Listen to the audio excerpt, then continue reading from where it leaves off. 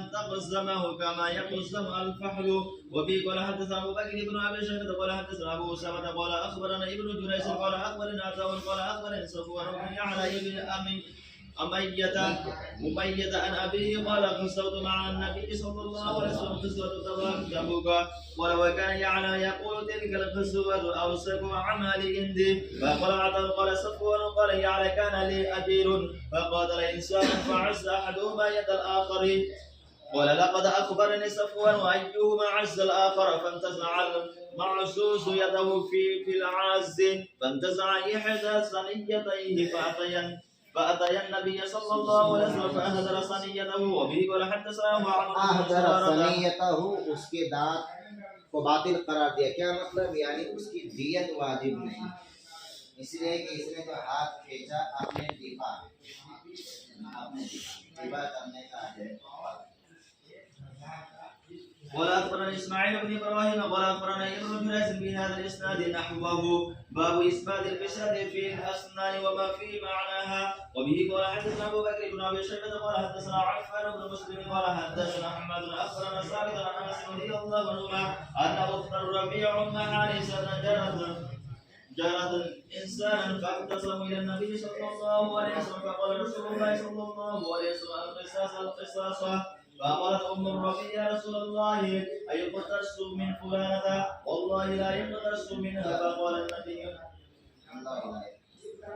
والله لا يقتص منها. فقال النبي صلى الله عليه وسلم سبحان الله يا أم الربيع يا القصاص كتاب الله قال لا والله لا يقتص منها أبدا.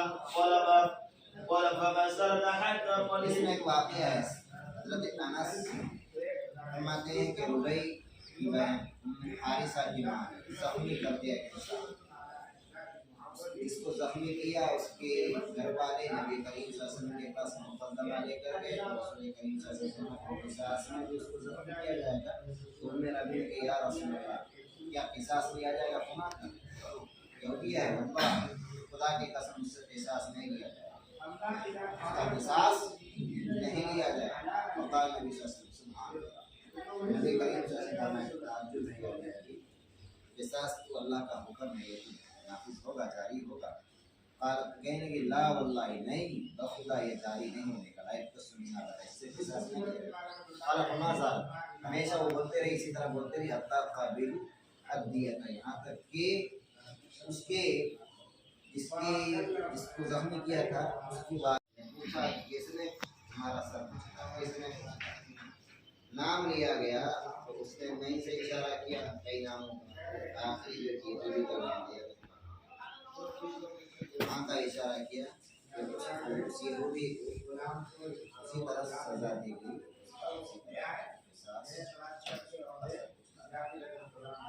فقومت برأسها فأوقد اليهودي فأمر به رسول الله صلى الله عليه وسلم أن يهز رأسه في الحجارة. باب السائل على نفس الإنسان أو عسر تدفعه المسؤول عليه. وبه قال حدثنا محمد بن مسلم وابن بشار قال حدثنا محمد بن جعفر قال حدثنا شعبة بن قتادة عن زرارة عن عمران بن حسين قال قاتل على ابن منية أو ابن أمية رجلا فعز أحدهما صاحبه فانتزع يده من فيه فنازع। देखो अपना बचाव करना भी जरूरी है। एक आदमी दो आदमी के दरमियान बहस हो गई, बहस होते होते जो है एक ने हाथ जो है काट लिया, दांत से काटा, तो उसने अपना हाथ छुड़ाने की कोशिश की, हाथ छुड़ाया तो उसके दोनों दांत गिर गए। अल्लाह के नबी सल्लल्लाहु अलैहि वसल्लम बस शिकायत, तो आपने फरमाया क्या तू ऊँट है? तो उसका हाथ चबाना चाह रहा, उसका हाथ चबाना चाह रहा, मतलब कि बचाव की तो कोई भी शक्ल होगी, आदमी अपने आप को तो बचाएगा। तो उसने अपना दिफा किया, उसका कोई कसूर नहीं। कसूर किसका? तुम्हारा है, तुमने हाथ में काटा। ونزع ثنيته وقال ابن المثنى ثنيتين فاقتسم الى النبي صلى الله عليه وسلم فقال ايعز احدكم كما يعز الفحل لا دية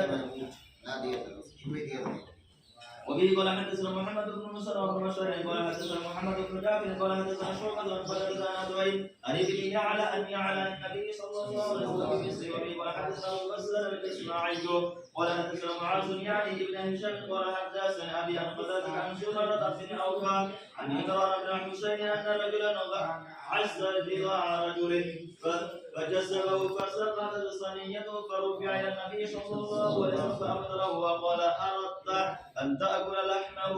وبه قال حدثنا أبو उसके हाथ का गोश्त खाने का इरादा किया था कि उसका उसके हाथ का गोश्त खाए. قال حدثنا معاذ قال حدثني ابي عن قتادة عن بديل عن عطاء بن ابي رباح عن صفوان بن يعلى ان اجيرا ليعلى ابن منية عز رجل ذراعه فجذبها فسقط صنيته فرفع الى النبي صلى الله عليه وسلم فأبطله وقال اردت ان تقزمها كما يقزم الفحل. وبه قال حدثنا محمد بن عثمان النوفلي